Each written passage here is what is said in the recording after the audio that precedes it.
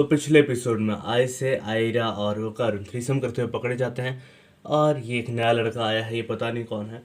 और ये एलियन वापस क्यों आ गया। तो यही सब चीज़ के बारे में हम लोग बात करने वाले हैं इस एपिसोड में। हाँ, नया एपिसोड आ चुका है। तो हेलो तब welcome back to my channel. आज हम लोग वापस से बात करने जा रहे हैं दादा दान के बारे में, जिसका कि एक नया एपिसोड आ चुका है। तो स्टार्ट करते हैं इस वीडियो को। तो एपिसोड स्टार्ट होता है और हाँ, मैंने स्टार्टिंग में थ्रीसम बोला था, वो नहीं चल रहा था बट हाँ।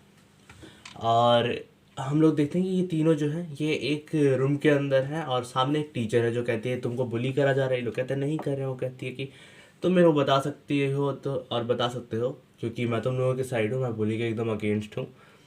उसी समय एक टकला टीचर आता है जो कि कहता है, इसको मतलब बुलाने के लिए आया था क्वीन सेंसे को। इसका नाम है क्वीन सेंसे जो वहाँ पे टीचर थी, ठीक है। एक तो पता नहीं यार, इसमें इतने अच्छे अच्छे कैरेक्टर्स बना रखे हैं ना, ठीक है। तो लेकिन क्वीन सेंसे कहती है उसका सर पकड़ के कि टकले, मैंने तेरे को बोला था कि जब भी आना है तो नॉक करके आना है। और उसके बाद फिर बाहर जाती है, उसको छड़ी होता है उससे मारती है। और कहती है कि हाँ, तुमको जितनी देर इस रूम में रहना तुम रह सकते हो, बाकी मैं जा रही हूँ कुछ समय के लिए बाहर अभी। और उस समय इनको अपना रियलिटी हिट होता है कि मेरे को नेकेड देख लिया गया है बाहर, काफ़ी सारे बच्चों ने। आयरा सोचती है कि मेरे इमेज का क्या हुआ, और आयसे वगैरह भी ये सब लोग सोच ही रहे। और इसके बाद क्या होता है कि ये सब लोग अब सोफे पे बैठे हैं और ओकारुन से आयसा जो है वो पूछती है कि योकाई वगैरह जो पावर था उसके बारे में पूछती है। ओकारुन से नहीं, आयरा से, कि तुम्हारे पावर कब अवेक हुआ। वो कहती है पिछले ही फाइट में हुआ। और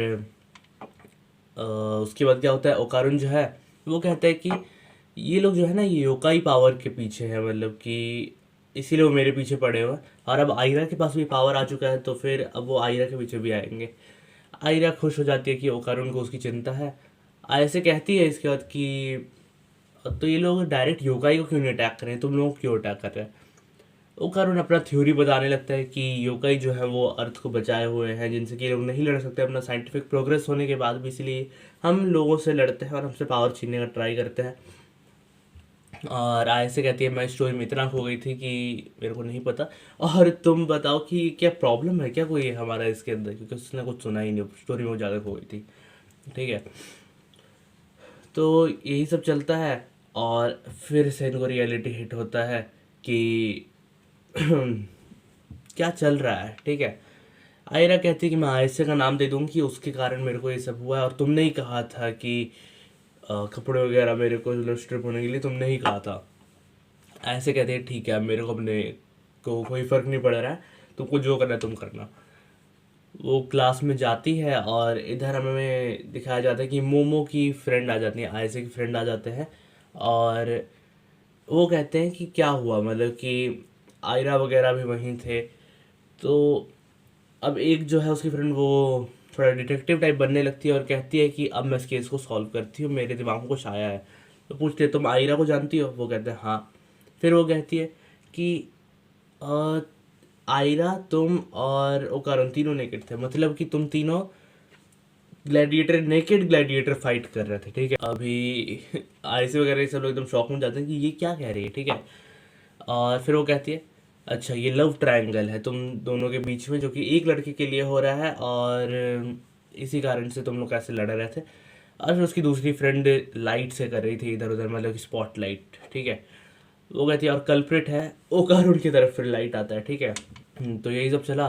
फिर हमें आयरा की तरफ अपना शिफ्ट हो जाता है। और वो ये सब चीज़ ऐसे कह रही थी क्योंकि उसने देखा था कि वो श्रिम्प को कह रही थी कि मेरे को पंच करना सिखाओ, ऐसे कह रही थी, ठीक है। उसके बाद क्या होता है कि अभी सब लोग मतलब साइड एंगल, अभी अपना मेन फोकस अब हो जाता है आयरा के साइड, ठीक है। आयरा क्लास में बैठी हुई है और सब लोग उसको इनोसेंट ही समझते हैं। तो कहते हैं कि आखिर ऐसा क्या हुआ। वो कहते हैं कि मेरे को इनसे बारे में बात नहीं करना है, मैं बहुत ज़्यादा मतलब कि खुश हूँ कि तुम लोग मेरे ऊपर यकीन करते हो, बट मेरे को इन सब चीज़ों के बारे में बात नहीं करना है। और फिर वो सर झुकाती है नीचे और फिर उसका फेस दिखाते हैं कि अच्छा है, मेरा इतना हार्ड वर्क जो है रोज का वो अभी पे ऑफ कर रहा है, ठीक है। फिर वो लोग कहते हैं कि आयसे ने ही ये सब करा होगा, उसका इससे बहुत लड़ाई वगैरह है। फिर ये कहती है कि, और वो र्यूमर जो फैला था कि वो किसी के साथ भी सो जाती है, तो वो कहते हैं कि अब देखते हैं आयसे को, ठीक है। ये कहती है वो र्यूमर मैंने फैलाया था और आयसे को ऐसे बैड माउथ मत करो, ठीक है। और फिर ये बाहर जाती है और बाहर जाके बेंच पे बैठती है और कहती कि मैं खुद ही अपना इनोसेंट इमेज को डुबा दिया, मैंने ये क्यों करा। और उसी समय आयसे आ जाती है और आयसे को मालूम चलता ही है कि हाँ नहीं बताया इसने कुछ उसके बारे में नहीं कहा है। और ये कहती है मैंने कहा है, फिर आयसे कहती है कि तुम्हारे पीछे ना वो मधुमक्खी जैसे, मतलब कि बस पड़े रहते तुम्हारे पीछे ही रहते हैं, ठीक है, गोल्ड फिश स्वाम जैसा। और तुमने नहीं करा बैड माउथ वगैरह। इसी समय हम लोग देखते हैं कि ये वाला जो एलियन था, अपना बॉक्सिंग वाला एलियन, वो वापस आ जाता है, ठीक है। और हाँ, वो एकदम कुछ तो सफ़ेद लिक्विड है, हाँ वो चीज़ नहीं है, बट हाँ सफ़ेद लिक्विड है, उसके अंदर भीगा हुआ है। और वो आता है और इसके सामने गिर जाता है, ये कहते हुए कि मेरे को अपनी फैमिली के लिए लिविंग अर्न करना पड़ेगा, ठीक है। गिर जाता है। फिर इसका भी एक तरीके से पास्ट दिखाया जाता है, ज़्यादा नहीं, थोड़ा सा, कि इसका जो है बेटा रो रहा है, कोई इसको पकड़ा हुआ है और ये जो है ये अपने काम पे जा रहा है। फिर इसे उठाते हैं, आयरा और आयसे दोनों साथ में होते हैं। आयरा अपने उस वाले फॉर्म में जाती है, एक्रोबैटिक सिल्की वाले फॉर्म में, और फिर ये लोग इसको उठा के घर पे लाते हैं, इसको पैचअप करते हैं। और ये जब उठता है तो फिर ये खड़ा होता है। अब दादी वगैरह सब लोग साथ में, ठीक है, ग्रैनी और आयसे, आयरा, उगारोनी, सब लोग साथ में हैं। अभी ये सब के सब जो है कहते हैं, मतलब आई से फिर कहती है यदि तुम इधर आई तो हमारे साथ भी ग्रैनी है, तुम्हारे साथ सही नहीं होगा और लड़ना नहीं, ठीक है। लड़ने को मना करते हैं। फिर ये वहाँ बैठ जाता है और इसको खाना दिया रहता है। ये कहता है मेरे साथ इतना काइंड बिहेवियर तुम लोग कर रहे हो, ऐसा किसी ने नहीं करा। खाना खाता है और इसके बाद फिर हमें दिखाते हैं कि ये लोग टेबल पे खाना खा रहे हैं, सबका मतलब कि हाँ लड़ाई तो होता ही रहता है कि यार तुमने ये क्यों खाया, ये क्यों खाया, ये मैं खाने वाली थी। ग्रैनी होकर उनसे लड़ रही है, आयरा ऐसे ही तो लड़ रहे हैं। और ग्रैनी और अपना जो बॉक्सिंग वाला एलियन है, ठीक है, ये सब लोग लड़ रहे हैं। और ग्रैनी को उस समय वो कहती है कि एलियन है, ऐसे कहती है, बट ग्रैनी मानने को तैयार नहीं, वो कहती है कप्पा है, ठीक है। फिर ओकारुन कहता है कापा जो है उसको ये माना जाता है कि वो एलियन ही है एक, ठीक है। और इसके बाद क्या होता है, अब ये बैठता है एक जगह पे और सामने आयसे, आयरा, ओकारुन बैठे हुए हैं। ये जो है ये बताता है कि मेरा एक बेटा है, उसको मतलब रोज़ के रोज़ ब्लड सप्लाई करना पड़ता है, उसका ब्लड लॉस होता है।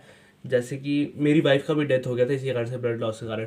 मतलब कि जब वो बाथरूम वगैरह जाता है तो फिर उसका ब्लड लॉस होता है उस समय, ठीक है। और उसके बाद फिर जो ग्रैनी है वो आती है, क्योंकि अभी ओकारुन कहता है कि मैं तुम्हारा हेल्प करूंगा, तुमको क्या करना है। ऐसे कहते हैं इसको डेली का लिविंग अर्न करना पड़ेगा, ऐसे तुम यदि एक बार इसको करेंसी वगैरह दोगे तो कोई फ़ायदा नहीं है। फिर वो कहता है मैं तुम्हें अपना वीनी दे दूंगा। भाई खुद ही दे रहा है अब, ठीक है, क्यों उसका हेल्प करने के लिए। और कहता है कि मैं बाद में रिक्लेम कर लूँगा, देखते हैं क्या होगा। आयरा कहती है कि यदि तुम उसका साथ नहीं दोगी तो तुम उसकी अच्छी पार्टनर भी नहीं बन सकती हो, और हाँ मैं भी तुम्हारा हेल्प करूँगी यदि तुम्हें उसको क्लेम करना होगा तो, रिक्लेम। फिर क्या होता है कि अभी ये जा रहा है कि ठीक है, मेरे को आयसन ने सही कहा कि हाँ मेरे को डेली का लिविंग अर्न करना पड़ेगा। और ये उठ के जा रहा होता है, तभी ग्रैनी आती है और कहती है कि तुम्हारा जो ब्लड है ना वो कुछ सिमिलर सा स्मेल कर रहा है, ठीक है। और उसको दूध ला के देती है कि इसको पियो। वो वाला जो एलियन है वो पीता है, कहता है ये तो मेरे ब्लड ब्लड जैसा है, ठीक है, बट हाँ ये थोड़ा सा हल्का सा चेंज है, पतला है। तो कहती है कि इसका जो ब्लड है ये काऊ के मिल्क जैसा है, तो मैं तुमको एक डेयरी से बात करके गाय दिलवा दूंगी, बाकी तुम अब अपना देखना आगे। फिर ये जाता है और थैंक यू अगर कहता है, निकलता है वहाँ से और कहता है अब मैं तुम्हारे साइड हूँ, तुमको कभी भी ज़रूरत हो तो मैं तुम्हारा एलाई हूँ, ठीक है। फिर ये वहाँ से निकल गया वो गाय को लेके, और आयसे जो है वो अब अंदर आ गए, आयसे वगैरह सब लोग। और अब ये तीनों ओकारुन, आयसे, आयरा सर झुकाए हैं और कहते हैं कि यूनिफॉर्म इनको चाहिए नया, क्योंकि तुमको मालूम है यूनिफॉर्म को कैसा हाल हो गया, ठीक है।